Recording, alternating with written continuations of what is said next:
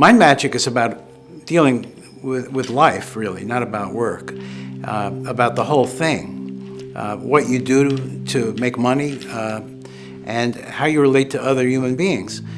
We live at a discontinuous point in history. You know, the human race started evolving from primates, came down out of trees over 1 million years ago. It's only been the last 200,000 years that we've been Homo sapiens. It's only been 6,000 years out of that 1 million years that we've written things down. We have no written record of what went on before the roughly 1,000 years for which we have written records. In the last 6,000 years, my hypothesis as a social scientist is that written language changed the way we use our minds. And it was a very good thing. It really started with the cave paintings where we started to rehearse the hunt.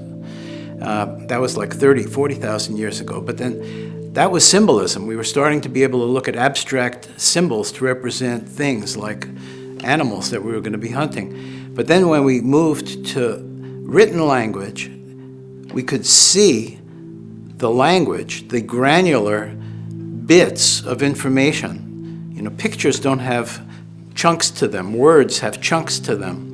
So you start to, it's not digital yet, but you're starting to get into granular chunk thinking as soon as you get to written language. The other thing is we're primates. Primates, the dominant sense of primates is the eyes. Different from the dogs and the cats where it's the smell. Different from the dolphins where it's the hearing. So language was never something we could see through our dominant sense until about 6,000 years ago. And it created the beginning of a revolution in the way we use our minds, which has been accelerating, so that the rate of inventing things has been accelerating for the last 6,000 years.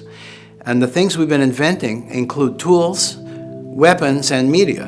And all of those things have contributed to the fact that we now, every day, are subjected to stimuli generating thought-producing content in our minds that exceed our ability to answer all the questions that are coming up in our minds second to second.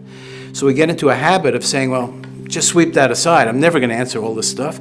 I won't try to answer all this stuff. I won't even try to answer the basic questions of what is life? What is the meaning of all this? What is my purpose? It's just too many questions. I can't answer them. I call it Acceleritis.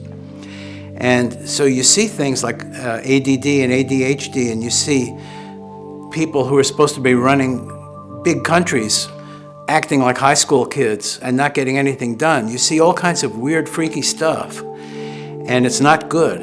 And the purpose of the Human Effectiveness Institute, which is my nonprofit, is to improve decision-making in the face of this huge distracting environment.